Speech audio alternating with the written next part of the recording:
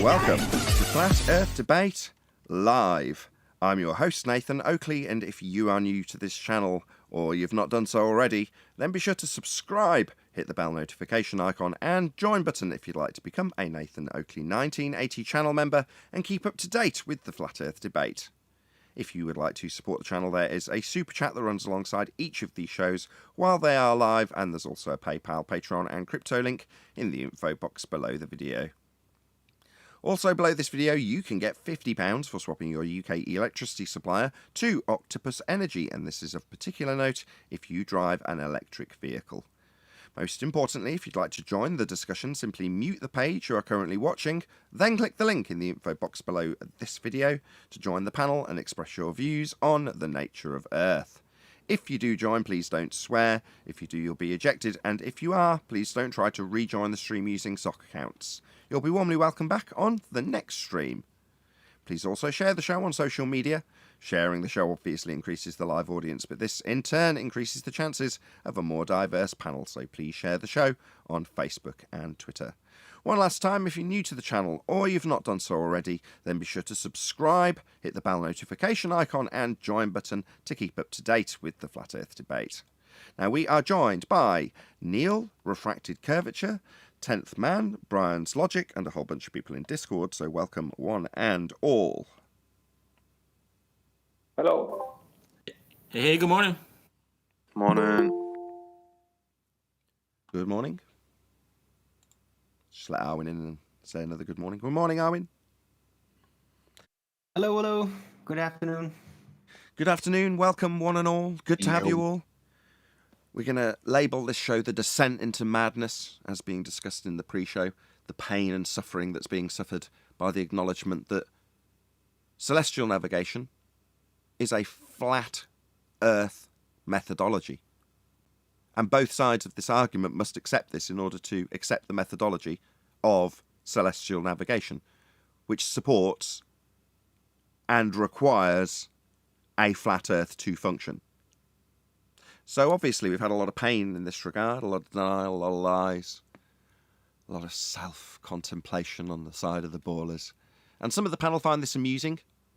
All I see is a lot of pain and suffering facing our opponents as a direct result of celestial navigation, the use of the sextant, and the flat Earth proof that is that method. That would be to say that you cannot acquire an elevation angle off a curved surface. Earth must be flat to use this method. So, with that in mind, any evidence that you can acquire an elevation angle from a curved adjacent?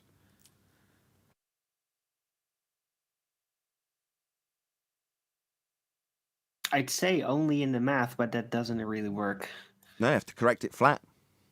In their math, with a physical geometric sphere edge for a horizon formerly known as Earth curve, any evidence of a physical geometric sphere edge horizon formerly known as Earth curve? But that one still exists only in the math. Yeah, but you've got a horizon mirror and you're actually looking for a horizon to get horizontal. So you can do your planar trig, not spherical trig, flat Earth trig. Shout out to Mike808. I don't know if when there's just a super chat with no message, YouTube's decided that it was wrong. But thank you for the super chat. I can't read it out because it's not there. But thank you anyway. For there to be a geometric horizon would be a violation of the first premise of measurement. Correct. In order to acquire the derivation to get you to the R value to assert you've got a geometric horizon, you had to take those measurements off a flat plane, violating the first principle that you used to acquire your R value to assert you have a geometric horizon. It's a paradox. Complete nonsense. Can't assert you've got a physical sphere edge for a horizon because you haven't got a sphere edge if you derived it from a flat plane, which they did with elevation angles. And you can't get an elevation angle off a curved surface. So if they want to say the black swan's an anomaly, it still doesn't answer the real pressing question at the moment, how do you get an angle from a curved adjacent? So they can think of the black swan as refraction or whatever they want, but the problem of a curved adjacent is still paramount. Yeah, this is why the descent into madness will ensue from here forward. I mean, this has been highlighted for about a week, maybe 10 days, and it's certainly padding out that way. We're seeing a lot of pain and madness, and a lot of denial of basic trig, which is amusing in itself when people deny the triangles. Hey man, I'm getting a lot of love today. Shout out to Flatten the Curve, who's sent me $20 and says globeheads have lossbarian caused by the loss of their ball. Losspression. Gotcha. As in No, it's his own stupid invented word. It doesn't make any sense. That's all right. I said There's it as best another as I word could. for depression. Yeah, by the loss of their ball. Yeah, they have. And there's nowhere else to go. You know, the trig is laid down in black and white in terms of what you've got to do. And it's flat Earth. I don't know. I'm getting more and more jovial about it on the one hand. I'm getting a bit bipolar. It's probably because I had a big whack on the head. But on the one hand, I'm very jovial. And like you, John, I'm like, I see the amusement of it. But on the other hand, when we're confronted with liars, that makes my blood boil. So it's kind of split how I find my feelings about this. Not that probably anybody cares. Let's do a bit more housekeeping. Any evidence of axial rotation of the Earth-based variety? Just before you move off the last question, Nathan. Oh, feelings. Yeah, you can talk about my feelings some more if you want, Brian. Go ahead. No, the elevation angle thing. Our friend Proto, right, seems to think that we're claiming that this is what he's saying. This might be just another straw man that he needs to build. Because he seems to be doing nothing but trying to build straw man arguments. He seems to think that we are claiming, this is what he said to me only within the past half an hour, that we're claiming that we're claiming, us people, not celestial navigation, that we, us people, get distances using the complementary angle of the right angle triangle. That is what we're dealing with.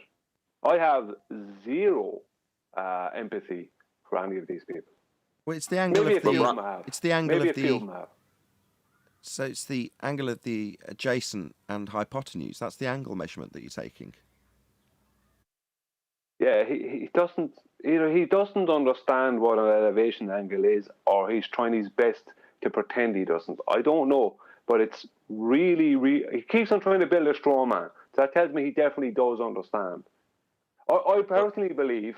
I know it's slightly off topic, but I personally believe that Proto is a front man for someone else who I know about. Oh, don't do this. Oh, don't ruin I'm not things. going to. I'm not. I'm just someone shut him saying, up.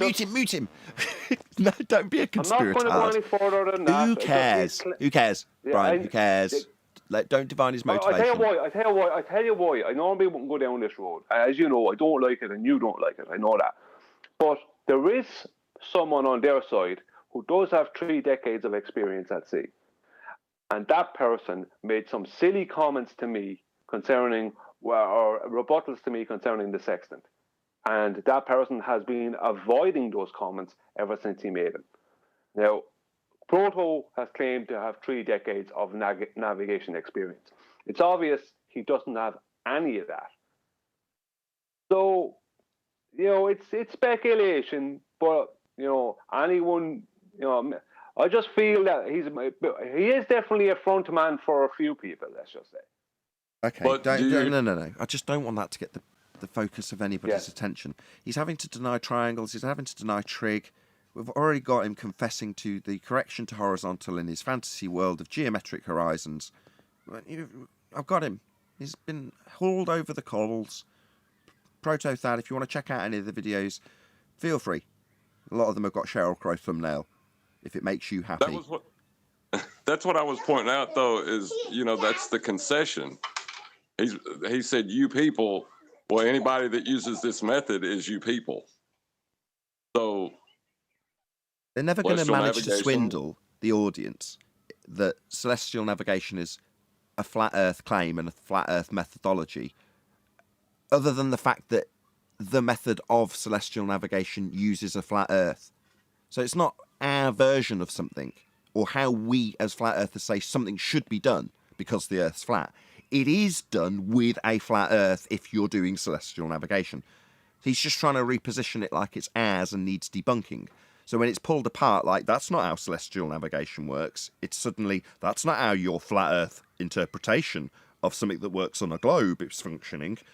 And then they branch into how it would work on a globe. It's like, no, you need to build up a description that isn't celestial navigation, i.e. how they claim celestial navigation could be done if we were on a sphere.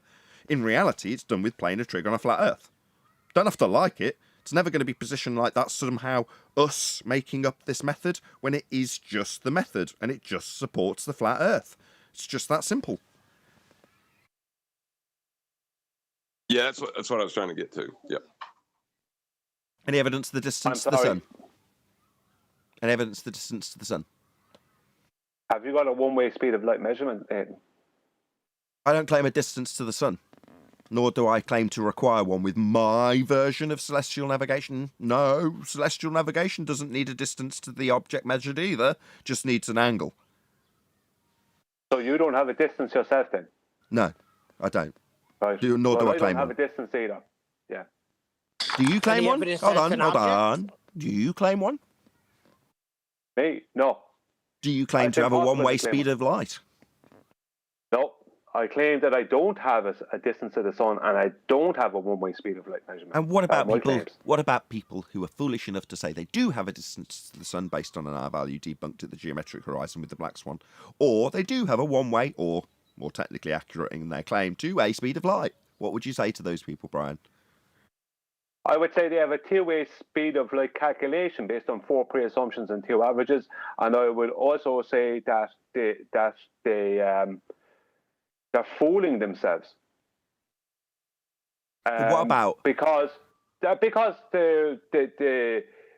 whole basis for the distance to the sun so starts with a flat plane, elevation angles to Polaris.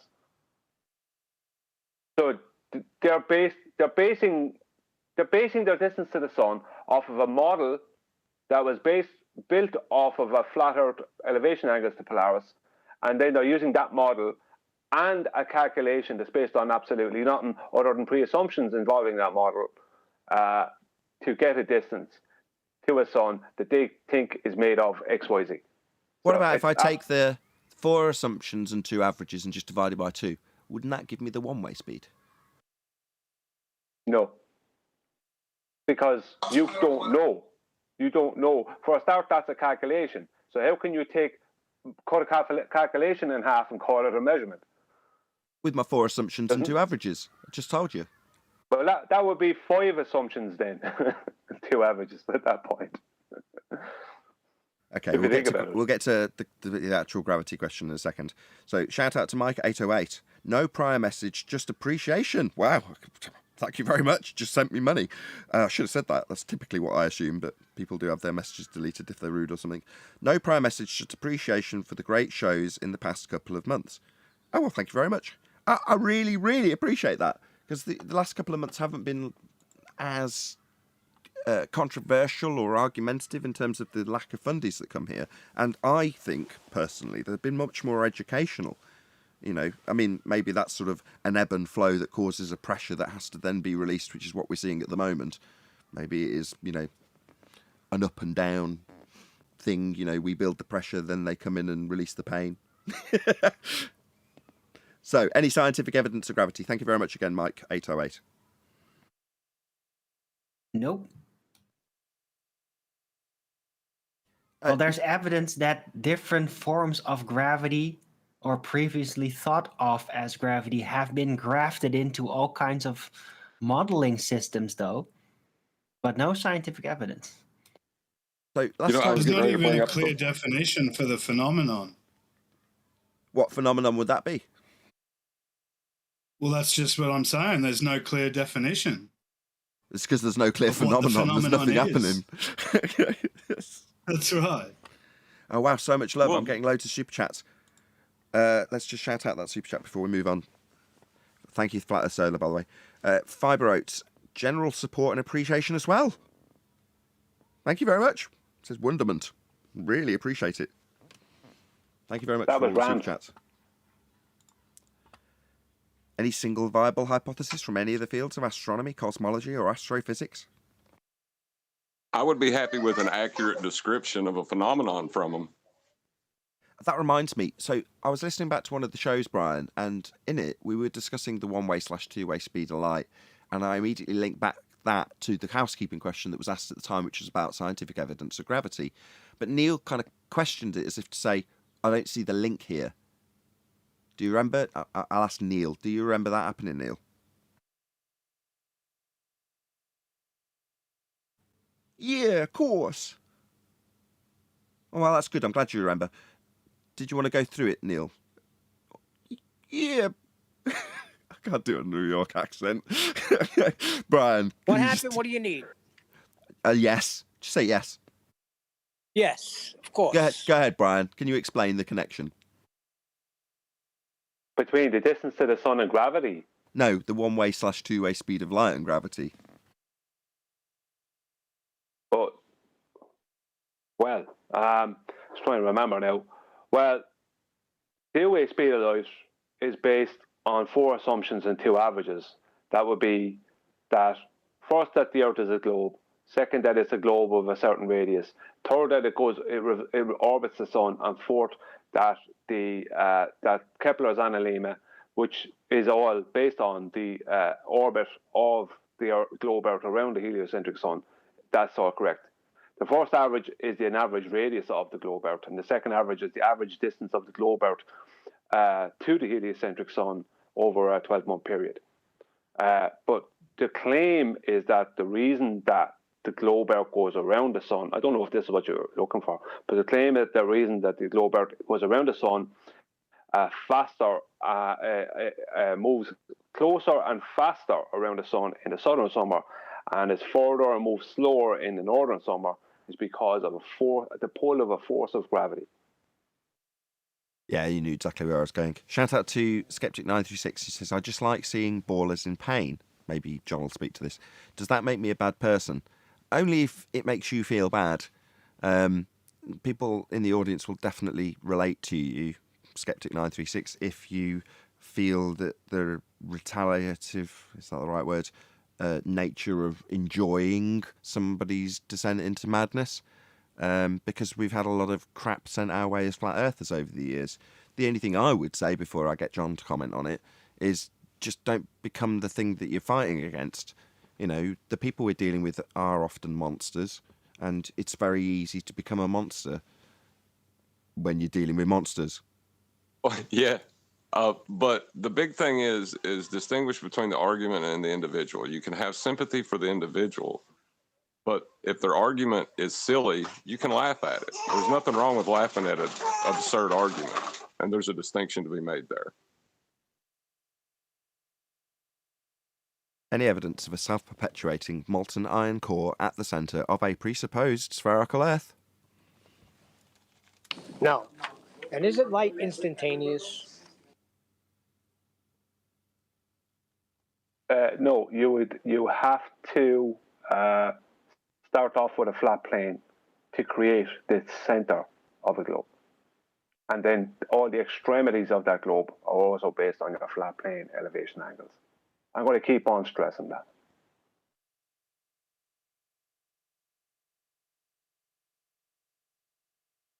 Yeah, but Neil's asked, They're certainly Neil's getting asked stressed. a profound and very interesting question, though. We don't need to address that. Do we not?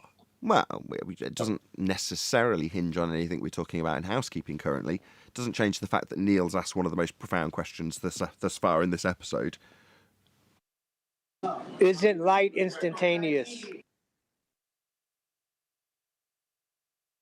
Anybody going to try and answer him?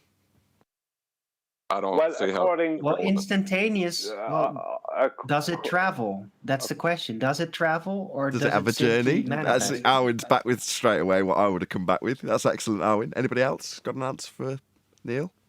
Well, I would have said that according to quantum mechanics, it's instantaneous, but I don't know myself. Is that so? When you've got a delayed choice quantum eraser experiment?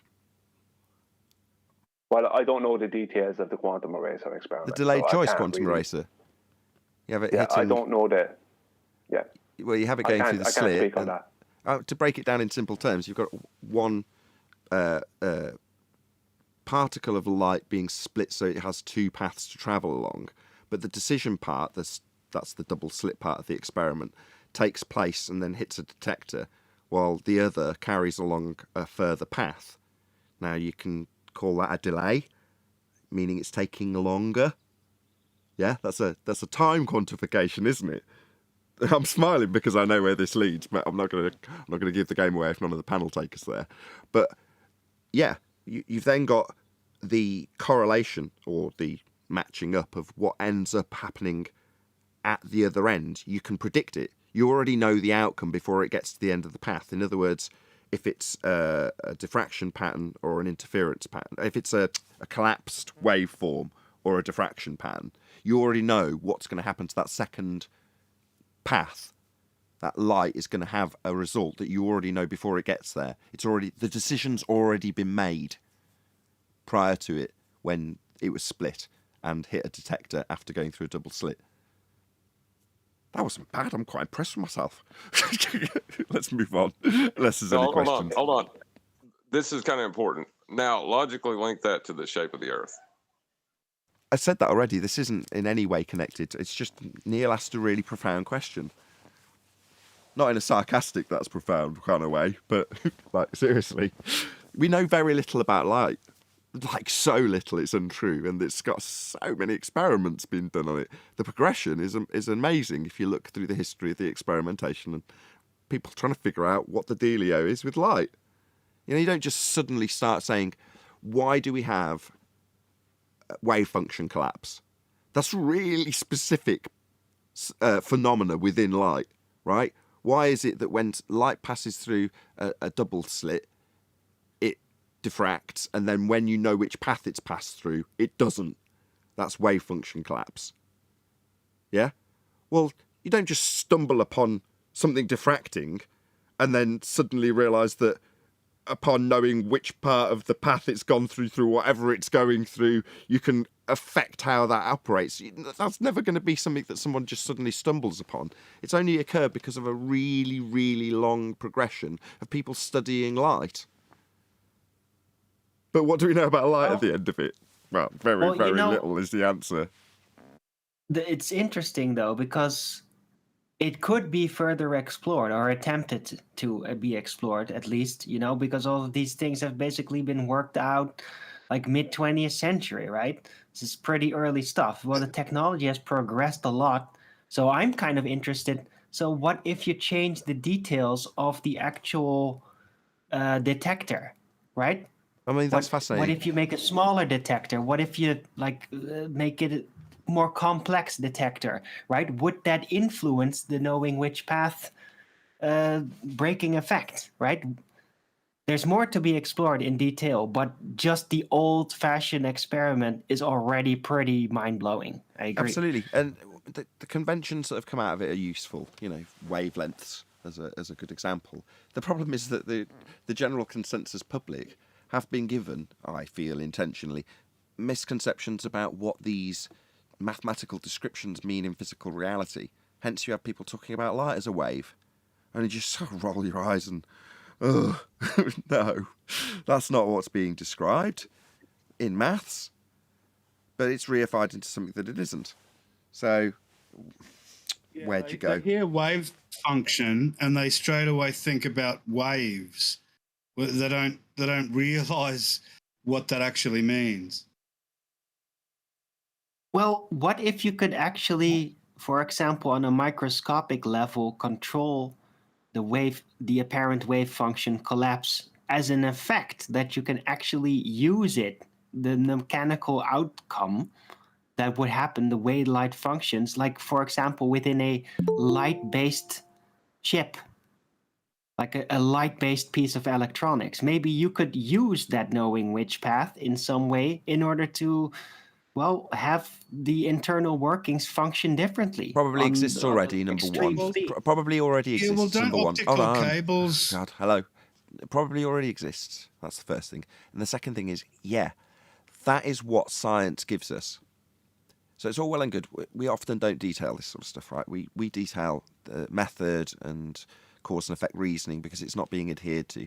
So we seldom talk about what's it good for. Well, you figure out that light does X, Y, and Z. No, that doesn't really blow anybody's mind until somebody takes that knowledge and applies it In other words, they give us technology off the back of the scientific understanding. That's when people start to go, wow, at something that they get given that does something, that's useful. But they only get there off the back of the scientific discovery.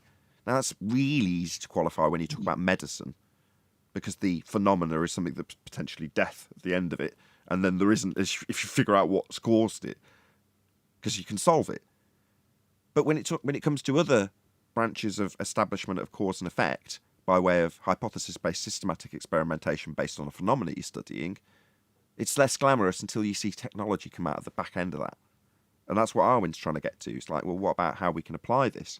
Well, yeah, well, that's what they will also incorrectly brand as science, and it isn't. It's technology. But that's the bit that people see and get excited about, as opposed to the dusty old method that's no longer applied according to our fundy globe believers that don't recognise that, no, there is actually a benefit to the scientific methods. It's, it's all I normally say is this sentence, which is it's furthered humanity. That's what it does. Isn't it properly categorized as applied sciences?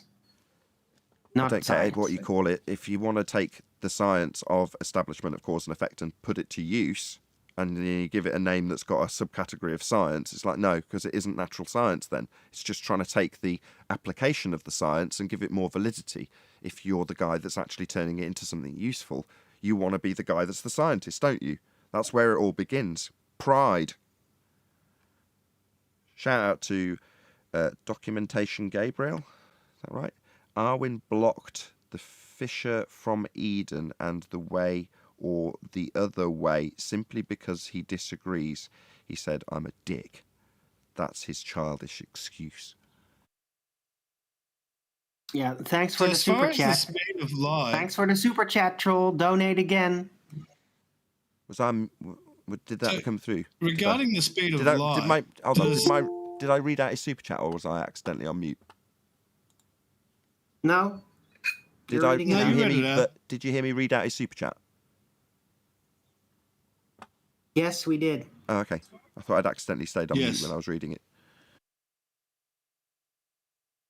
Thank you for the super chat. Can I just clarify that now? Oh, hey, Adam. Sorry, I let you in and didn't realise.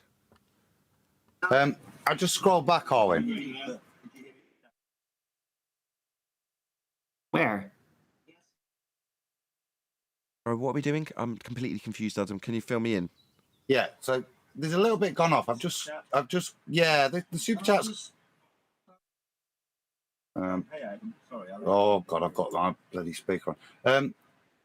I've just scrolled back, and it's an admin error. Arwin's been accused of stuff, but as I've scrolled back, the Fisher from Eden at 1:33 posted something. It's still waiting to be shown. So listen up, chat. I'm about to press show now. So because it's the first message, it scrolled past and it's been missed. Arwin's done nothing wrong. No, I did block him in my own show. Yes, you might have done later, but we're trying to deal with just this one. So at 1:33, I'm now about to press it. So you'll see your ad hom attack on Arwin appear now. So that super chat, unfortunately, I'm not sure it was from, but unfortunately that's false, dude. I went to check. I've just gone back, and if you look now, I've pressed show. It just was waiting to be hidden. There was obviously content that YouTube thought was contagious. Some issue with it. Probably just the ad hom that you put in towards Arwin was why it was held. I don't know how the YouTube algorithm knows it's an ad hom. Was there a swear word in there or something? I don't think it was swearing. I think it was just being a dick. It's gone now. It's disappeared off my thing. But anywho, I really appreciate the support of this show. Where were we in housekeeping? Molten core, we've done. Sun, we've done. Any evidence you can have gas pressure without the necessary antecedent of a container to press upon? No, you need a dome. I think you would get low pressure then. I mean, low pressure. I mean, nothing at all. That's no pressure. Right. You mean to say the lovely juicy gas pressure that we're all experiencing and depending on to live, we wouldn't have that anymore? it would all fill the Yeah. availability of volume that would be out of space, a space for Yeah. gas to fill. If it was real, we'd all be dead. That's what you're saying. Well, It you'd would certainly have start to never feel like a developed to tingling begin with. sensation as you feel that like moist is literally starting to form gas under your tongue, and then you'll pass out. Just like the astronaut when they test his spacesuit in a vacuum chamber. Yeah. I mean, Like that one that's time a they scenario actually that would did it. involve us having gas pressure in a container and then somebody opening it and letting all the gas escape through a small hole into space. And as that happens, the gas we're currently enjoying and experiencing, obviously requiring containment to be enjoyed, is let out so we can experience our tongues boiling, as you're describing, right? Well, in the heliocentric model, does gas pressure just without containment, violation of the second law of thermodynamics? So you're not in a scenario where suddenly it's going to escape from the heliocentric containment that they describe, because they don't have any.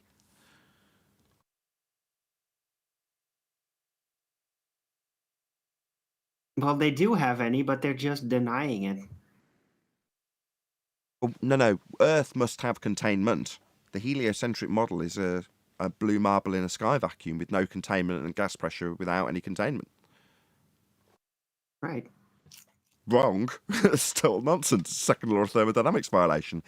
If the sky was a vacuum, the gas we're breathing would fill that space and we'd all be dead. We wouldn't be capable of achieving gas pressure in the first place. We'd never have had gas pressure. The first molecule would have been produced at ground level, as it is, and evacuated its underground domain, and then carried on in whatever direction it was travelling until it struck something. So if that's up and out, it just goes up and out. It doesn't hang around at the Kármán line, having a party with all the other rebellious gas particles that have decided to violate the second law of thermodynamics. It just carries on in whatever direction it's travelling into whatever space it's got to fill. That's how gas behaves. So the gas we're breathing would fill the availability of volume and we'd all be dead. We'd never have achieved life because we'd have never achieved gas pressure. Must have containment. Well, also those homesick gas particles are traveling with the movement of the Earth, violating the first law of thermodynamics so that we don't observe drift as well. Yes, that's also a first law, correct, violation of the first law of thermodynamics in the respect that you've got a gas particle that is apparently tracking with a piece of ground that it's evacuated from at the same rate that the ground moves beneath it, even though on a sphere, as that gas goes higher, the circumferential value it has to travel increases. Therefore, its energy with respect to the ground has to increase for no reason whatsoever, to keep it tracking with the ground to get around the fact that we don't have globe Earth claimed to be Coriolis effect. We don't see the effect, so therefore we've got to describe a description, of a first law of thermodynamics violation by our anti-flat Earth counterparts. Well, that was a mouthful. Well, it's worse than that because to conserve angular momentum, you need to be attached to the surface that's moving. So I can't conserve angular momentum of, let's say, a children's roundabout if I leave go of it. When you leave go of it, there's many videos online of people that leave go of the roundabout when they're holding onto it, conserving the momentum of the roundabout. They leave go and they get thrown directly away in a straight angle, because that's what happens. So that destroys that. Again, there's so many destructions of this. If I used the one I made a video about, without trying to blow my own trumpet, if a plane is flying from the east coast to the west coast of the United States and all the air is moving west to east with a globe Earth, then that plane still gets to its destination, which means it still has to fly through the air that's moving with the Earth that's moving underneath it, which means if the Earth was doing that and a load of gas was doing what they say it does, conserving the angular momentum of this rotating globe, then there would be no way for us not to view the Coriolis effect with airplanes flying east to west. It would be absolutely impossible. Perfect. You've missed one thing. Just missed one thing. If you're attaining angular momentum, it means that you're retaining the rate at which something rotates. Not tracking with it, rotating at the rate that you've retained. So it means that if something leaves the surface of a roundabout and it's retaining the angular momentum, it's rotating in the same way the ground below it's rotating. Not rotating with it, retaining the rotational rate. So if you transpose that onto a, I don't know, hot air balloon, if you're saying that the Earth's turning at 15 degrees an hour and that's the rate that the Earth's turning, and this retains it, then it takes off from the ground and just carries on rotating at that rate. So the balloon's suddenly spinning around at 15 degrees an hour. That's what they're claiming in actual terms. It's absolute nonsense. I mean, further to that, it violates their claim in the first instance, which is that we'll see drift because Earth's turning beneath stuff. Not that Earth's retaining the stuff that's not attached. We'll see drift because it's not attached. That's called Coriolis effect. That's their first instance claim that they're denying when they talk about this first law of thermodynamics violation. Shout out to Godzilla. Just let me get these super chats out of the way. He says, I think he's first addressing the troll. So he says, thanks for the super chat, you troll. And then he says, what did you call me with super chats? Then Fisher from Eden. Okay, I'm back. Thank you very much for all the super chats. I really appreciate it. Yeah, I did. Yeah, but as I said, to conserve the angular momentum of a rotating body, you must be physically attached to it. You won't conserve that momentum angularly if you're not physically attached to it. The momentum that was gained will throw you away from it at an angle, a straight line away from it. You won't conserve it. That's number one. Number two, gas doesn't do this, right? And number three, even if all that nonsense was happening, anything going east to west has to travel through this air that's rotating with the globe underneath it. So that means we would see the Coriolis effect, but we don't see the Coriolis effect. So that's because it's not happening. End of story. Exactly. The main focus is that Globe Earth claims we've got Coriolis effect. That's a deviation caused by the Earth turning underneath things that are not attached, observed as you turn beneath things that aren't attached. So, exampled by Neil deGrasse Tyson saying the football goes through the goal, and from the stands it looks like it's curved through the goal because the Earth turned beneath the ball. That's Coriolis effect in the first instance claim. When we point out that if, as Neil deGrasse Tyson claims, Earth turns underneath a football, then Earth also turns underneath the drone that's filming the game. And it doesn't. It also turns underneath a hot air balloon. And it doesn't. It turns underneath a drone that hovers. And it doesn't. It would turn underneath an aeroplane. And it doesn't. So the first instance claim is that we see drift, and we don't. Meanwhile, as in the pre-show, in celestial navigation, quote, since it seems that the Earth stays still and the celestial bodies move around it, let us assume that this is true and think accordingly. In the future, we will speak of the bodies moving around the Earth. Even celestial navigation doesn't like this non-Earth-based Coriolis effect that doesn't exist that they keep saying does. Well, that's all to assume that the Earth is turning so that you have an axis. To have an axis, you'll need a radial value. And you'll need a flat plane for that. Yeah, I was about to say, as far as I can tell, that radial value is going to require a flat plane to measure it. Somebody posted something recently, and I'm sure I put it on screen for a second or two. The last post in Master B, was that something somebody wanted to go through? I didn't read it, I just had it on screen for a second. Huey John, Huey wanted to share that. Oh, he's not here, is he? No, he needs to get breakfast first. Okay, well, maybe if you saw that on screen and you want to go back and rewind it, you might find out what's going to happen later, because I didn't read it. I'd like to share something. Okay, feel free. All right. Yeah. First, I need Brian to reiterate what Proto thinks we are saying. Brian, what was he saying that we are saying? When we're saying it's coming from the well-documented celestial navigation books. Can you go over that? Yeah, Proto-Tad is building a straw man by claiming that we're claiming that the distances between the observer's position and the GP of a celestial body are measured using the complementary angle of the right angle triangle, the very thing he denies the existence of. And he's completely ignoring that we aren't claiming anything. We're just relaying the information from celestial navigation books and websites. Okay. Well, let me post. I got that book that I ordered. Came just in time. Here He you is go. kind of right, though. It is, you need a flat Earth to do celestial navigation. So Should be coming Kinda over, Nathan. And then I'm going to follow it up with one more. Okay, celestial air navigation. Yeah, remember this was, let me put this one in there and send the last one so we can go. So now we can, hopefully that will show up. Okay, so this was the book I showed from an online, and now it came in the mail. And if you go to the next page, in practice, you listen in Proto, this is from your side of the argument.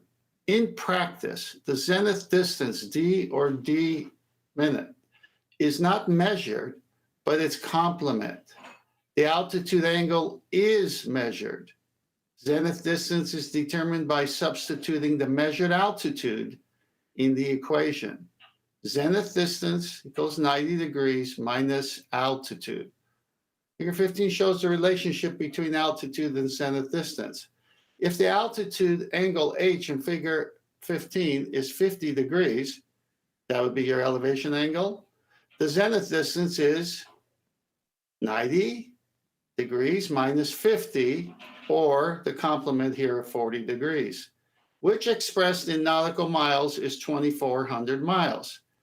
The explanation of why the sextant measures altitude, elevation angle, instead of zenith distance lies in the fact that the early instrument makers quite logically designed their instruments to measure altitude because the instruments had to be leveled on the visible horizon, there being no definite point which marks the observer's zenith. That would be the observer's 90. So, Proto, who's saying this? Can you go to that image that came up afterwards if it shows for some reason? Bound by gravity. No, this is somebody else who's in. No, it isn't. So let me put, for some reason that one's not coming, so I will put this one in there instead. Just give me a second. I don't know why you did that. Thank you for your patience. It is coming right now. Does this one show? Yes, so I've got your observer with zenith and star. Yeah, so the observer is on the flat plane, of course, elevation angle, pointing to the horizon, altitude of the star, and then the complement would be the 90 of the observer, right? Minus the altitude of what the sextant gave off of the horizon, giving you the complement, and that's your zenith distance according to them, which just happens to match the GP of the sun all the way to the GP of the observer on the ground in the circle of equal altitude with a radius that could not bend. I'll try to get the other picture another way because it shows it better. I'll be back. Well, while you're doing that, we'll have a minute interlude with the clip that I trimmed out and published today, which is called Earth is Flat If It Makes You Happy. So while that's being dug out, we'll have a quick listen to this. And corrected it flat. Yes? If that makes you happy. Me, you were the one laughing, sunshine. Stutter for me. That's correct. You're making it horizontal. That would be flat. Okay. Yes, so you've corrected your dip, that you think is a sphere dip correction, to be flat then. See, this is the point you get... Sorry, so that would be a yes. You've corrected it flat. We've had to make it flat. That's right, we've had to make it flat. How do you acquire an elevation angle from a curved adjacent? Can you answer that, please? You just said it. It doesn't give you 90 degrees. That's why we have a dip correction. Correcting it flat. Exactly. It's exactly what? Correcting it flat. Correct it. You keep saying it and not realizing that you're making the exact point. The Earth's flat, and any preconceived notions of sphericity will be corrected, because if they weren't, you wouldn't get 90 degrees below the star. Is that laugh again? If it makes you you happy. You can laugh at your own loss.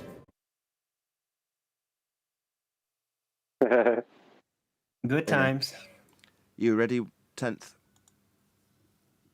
Yeah, actually got back on the show here. So you see this co-altitude and zenith distance. They're showing, of course, from the center of the Earth, which is not happening, but that's the only place they got a plane, the equatorial plane, right? Flat Earth. And they just transpose it when they're doing it from the surface to there. If you believe images, that is.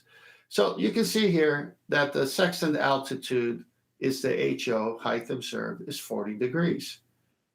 Then you minus that from the observer's 90. That gives you 50 degrees. 50 times 60 nautical miles, co-altitude equals 3,000 nautical miles. This is the way they say it's working, Proto.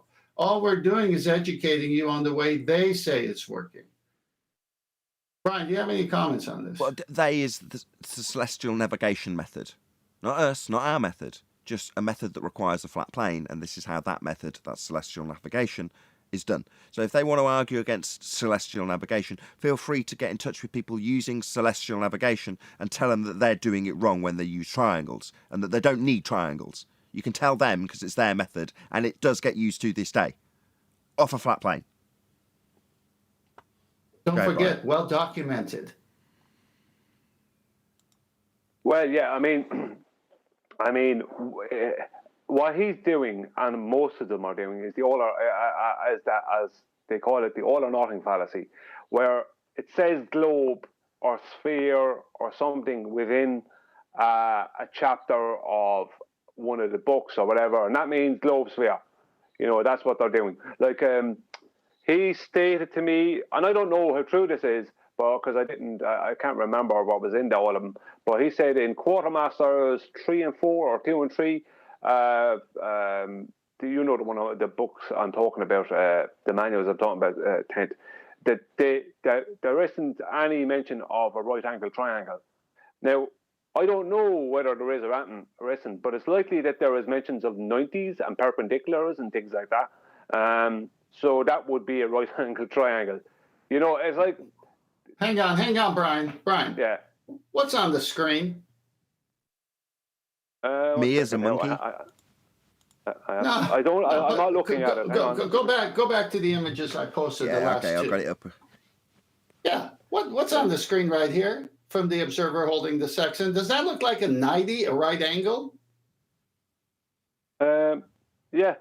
Okay, so why don't you believe these pictures? Why do you only believe the pictures of a fake sphere under a flat measurement done with a sextant, which they show, and they even show dip measurement only goes to sea level, not this mathematical geometric horizon that doesn't exist? How come you don't believe this picture? From the center of the Earth, it's a 90, a right angle. But they don't want that to be from the surface because then the surface is flat. So you do it from the center with your equatorial plane because you don't mind that being flat. Not a dingbat. Yeah, still going to be flat though. Still going to be an equatorial plane to measure the angle. Yeah, you need two straight lines. You need to assume that you're at the centre of a presupposed spherical Earth in the middle of a rock when you're actually stood on the surface. But you're still acquiring an angle from a plane in your middle of your sphere. Bless your little cotton socks. I'll say it again. I did it on the live show when he was here. I waited till the end. Everybody else was tearing him apart. You don't even know what 90 is. Well, if you're going to use a reference, you need to hold that close to your heart. Yeah, that's a good way of summarising the all or nothing fallacy by Jose J.G. Gonzalez. Yeah, that's what I thought of when QE brought it up, was Jose saying that, holding the reference close to your heart. Like, no, that's not how citation works, buddy. Yeah, but at the time we were just pointing out that, you know, he didn't understand the difference between, as you've just detailed, citations and references. Just because you've taken a chunk of something and used it to support your argument doesn't mean that the entire book is suddenly something that you have to adhere to in every respect, or in the case of Jose, description, you've got all of the reference close to your heart. No. He also he also said, this is Proto, on that show, that Brian and I say this works on either model. First of all, we don't have a flat Earth model, so that's a misrepresentation of a huge magnitude. Number two, we never say it works on both models. We say you take it to the center where you have a plane that we say is on the surface, and that's how you're tricking people. We never say it works on both models. So but that's fine. That's okay. If they say it works on both models came from a flat plane measurement in the first instance. So if you want to say it works on a globe, how did you get your globe?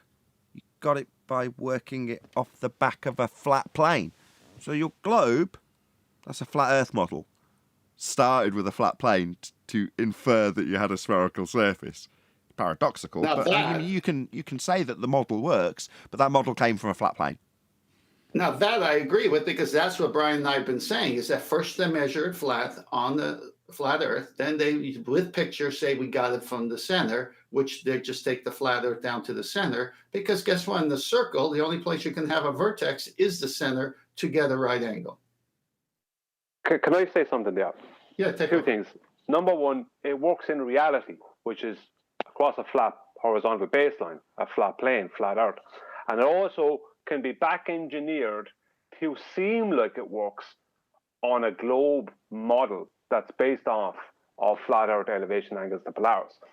But just going off of, if you look at the diagram, that white diagram that's supposed to have the observer in the center of a globe, right, that you had up a minute ago, right, it shows the observer, and then the observer zenith is straight above.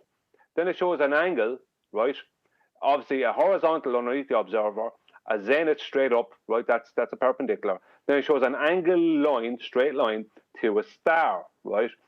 But what this is an orthographic representation of perspective from the frontal view. That's all it is.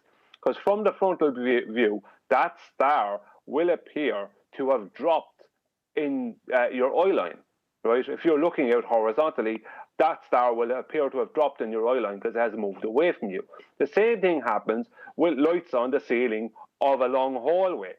You know, when you're not underneath the light, right, and you move away from the light, that light will appear to have dropped. So if you wanted to draw that and add in perspective, you'd have to make the ceiling of the hallway and all the lights along it curved.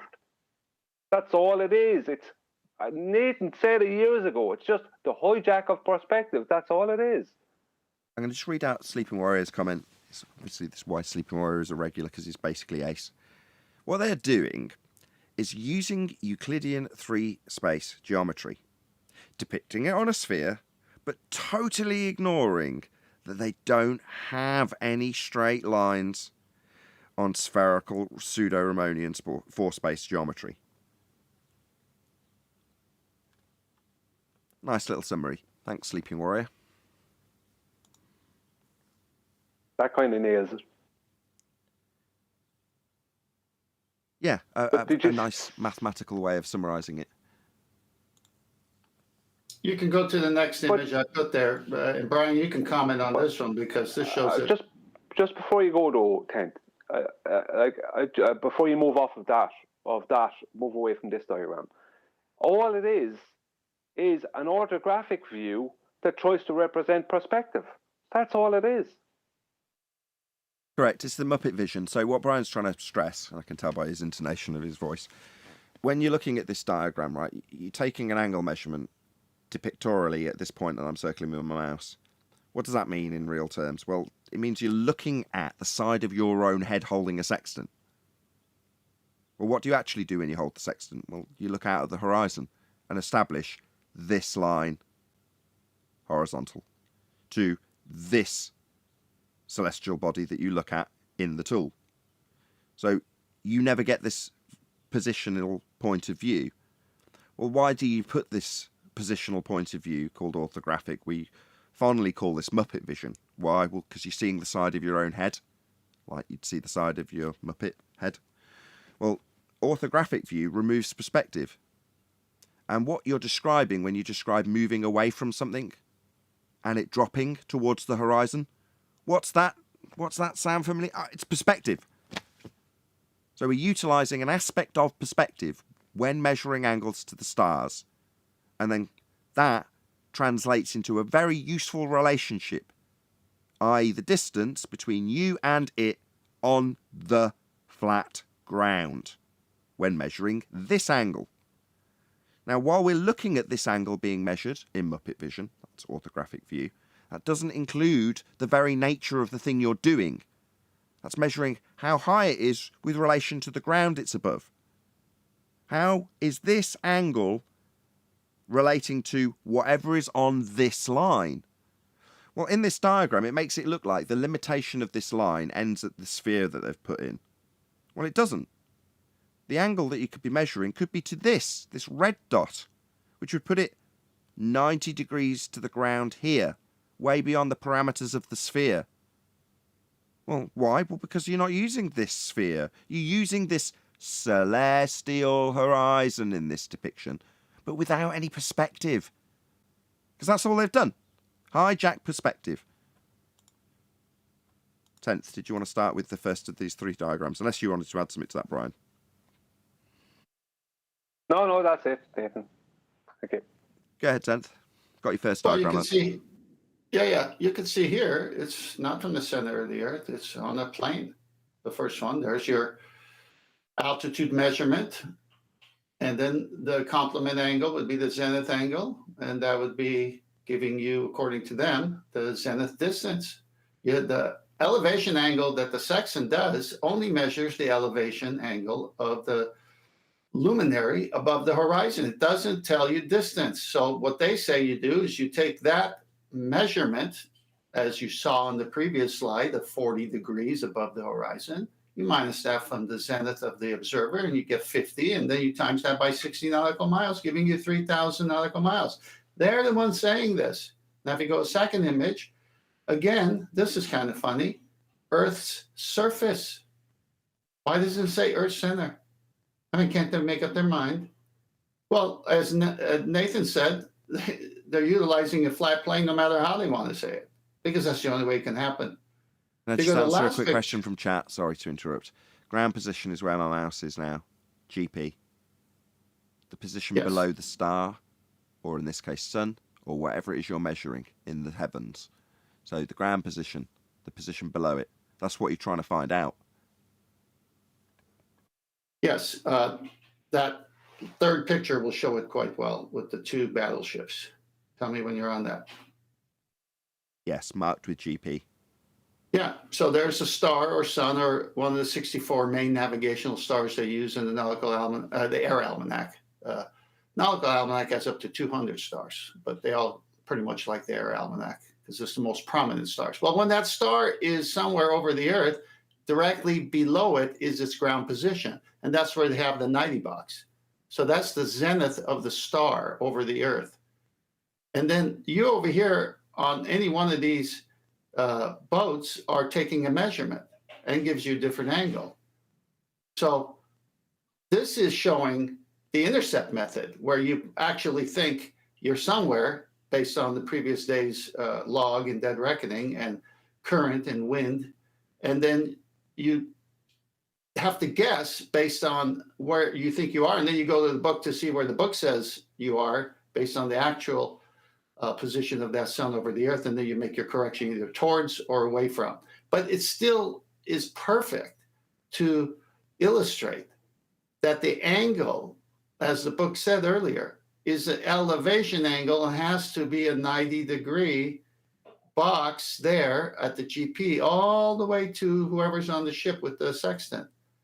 And then the co-altitude is explained earlier. There's no way around this. This is from their own books. So if this was a 1 degree difference, just for the sake of the discussion, Brian, I don't know if you can see on the live stream what I'm highlighting, but all the different angles between these angle measurements for the boats, let's just say for the sake of discussion that they're all 1 degree different, and this is Polaris. Yeah, this is a great diagram, by the way, because it actually is drawn with a convergence point for the horizontal measurement that they're all taking as their horizon, and it converges at the line in, how would I say this? It's not graphical representation, the artist rendition, if you will. They've got a horizon line just to make it make sense. and they're showing like an above view. If you were in an aeroplane looking down at 3 boats that were a mile apart, someone says, "How do you get the 1 degree, giving you 60 miles?" Is it, Brian? If this was 1 degree in this depiction, would that be how I'd describe it? 16 nautical miles. Yeah, 16 nautical miles. I just don't want to get the terminology wrong. Oh, So- if you're just 1 mile apart, it's just 1 minute of degree. Right. So 1 minute of nautical degree, mile. that's what I'm saying. You've got a minute of degree difference between each of these measurements, just so we can describe how this would look visually. So if this was in physical terms, there was actually 3 boats, they'd all be measuring along the same flat line because they're all getting 90 degrees to the GP. Straight away, not capable of being done on a sphere. Because obviously if this is curving away from the position of the GP for every single one of these boats on a curved Earth, none of them get 90 degrees to the star. None of them. But what you can see is you get a 2 for 1 out of the angle measurement. So each degree is translatable down onto the ground as one mile. 60. Let's get my tongue around it. As 60 miles for 1 degree. Get there in the end. So you can see how if these were, obviously they're not 1 degree, but if they were, that's how it would look if they were spaced a mile apart and there was literally 3 boats all taking the measurements 60 miles apart. Sorry. Brian. Yeah, it would look exactly like that. That's exactly how it would look. I mean, Or go to my next slide, and it'll you be can't. better. But I just But you can't. before you do go to the next slide, go ahead, Brian, and then I'll just want to add one more point. Go ahead, Brian. Yeah, I'm just going to say you can't measure the distance without the right triangle. The base of the right triangle is the measurement of the distance, because the distance starts first with a co-altitude distance in minutes of degree across the sky. Then that minutes of degree distance across the sky between the zeniths is then transferred directly down minute for nautical mile exactly. So 1,000 minutes of degree will become 1,000 nautical miles along the surface of Earth. And they use right-angled triangles, which is a straight horizontal baseline for this. So all the nautical miles are measurement along the horizontal baseline of a right-angled triangle. There's no way out of that. So this necessity is obviously for all of them to have 90 at the GP of the star. So hopefully that's made it clear in terms of the 2 for 1 you get out of the angle measurement. Yeah, it directly relates to the distance when you take the angle. That's why you're taking it. And it works. You're getting the correct distance to the position on the ground below the star that you're measuring, with an angle relationship that's proportional to the perspective that you get when you back away from something. Now, where it breaks down in terms of an assertion of physicality, i.e., as you back away from it, it gets lower to the horizon because you're getting further away from something physically. That breaks down when you go up in altitude. It still works in the exact same way, which tells us that the majesty of the heavens is way beyond our understanding. But in terms of the angular relationship with 90 degree to the star, because what Brian's just described with a co-altitude, the thing you minus off 90, what you have if you take the first boat, A, is a square box. 90 degree here, 90 degree here, 90 degree here, and 90 degree here in the air, where there isn't any line to be drawn. But in this depiction, you've got a box. And as you go up your position, up towards where you've measured your zenith, you can still take a line out with a bubble sextant and have the line that it meets still have a 90 degree. It's parallel. And that's true for all of them as they move along Earth's surface. So this is the box that was depicted along from the CERN in this diagram, the diagram previous from 10th's excellent collection, and I'm hijacking his point currently, so I'll keep this a bit brief. This is the box. 90 degrees here, 90 degrees here, 90 degrees here, 90 degrees here. That's the same as this box. So as you raise in elevation, you can still take a parallel. Let's just go back one more time to this diagram. There's still 90 if you're at elevation. So instead of being on the surface, you're in a plane, and you're taking the same exact measurement, but just at altitude, because it's parallel, you've still got 90. I'd like to point something out too. No, you can after 10th. This is his. Me and Brian have completely tied up these great diagrams that are tenths. Go ahead, 10th. You're on mute, in case you don't know.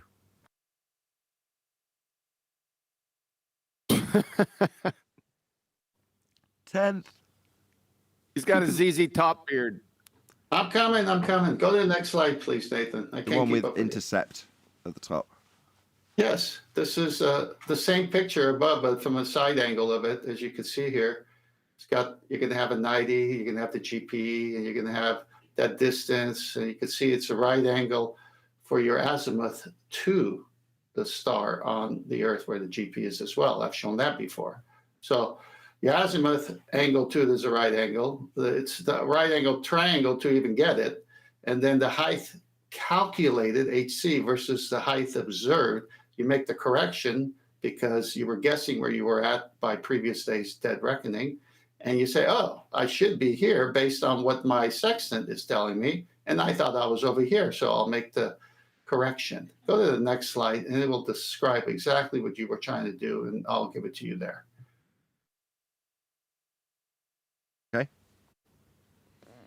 Well, this is what you were saying, the box, right? Yes. Yeah, so take over. This way you'll have an easier way of... Well, exactly. You've got a box that gives you 90, and they're trying to depict it in this with a curve. Well, obviously, they've labelled it 90, so it's definitely not working off this curve surface that they're implying in the diagram. But it doesn't matter how high you go up this line, it's always going to be parallel with 90 degrees. But that requires the surface to be flat, and you to be using planar trig when you're triangulating. When you're acquiring this angle, this must be flat. Was it John that was in the wings waiting to add something? Yeah, about the claim that the stars are physical objects that you can go to. Is that a flat Earth claim, or is that their claim, and now they're trying to turn it on us somehow? That's their claim. Yeah, we don't claim that, but they have it. Also a bit of a problem in this argument because they have to project it out, or them out, to infinite distances rather than the heliocentric claim distances. But yeah, they have a claim that they've got known distances to these celestial objects, including the sun and stars. We don't claim that. Anybody else got anything to add? Yeah, one thing. Yeah, how did they get their alleged distances to the stars? Well, they inserted an R value that they derived from a flat plane. Anybody else? Yeah. Go, John. I'll go. No, I'm just asking. Are you in the after show yet? No, it's still live. Nope. Oh, go ahead. I'll get the after show. Okay. Go ahead. Something. Okay. Well, they also say in their books that once this is all done, that nautical mile is a linear nautical mile. More to come. Yes, there might be some infighting in the after show. So, anybody got anything else? No? If you are watching this on either Nathan Oakley 1980 or Nathan Oakley Programming Stream, stay tuned, as there will be an after show to follow.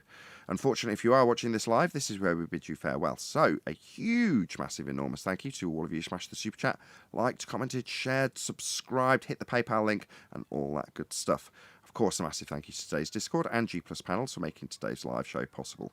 Once again, stay tuned if you're watching on either Programming Stream. I've been Nathan Oakley, and I will see you all in the next video.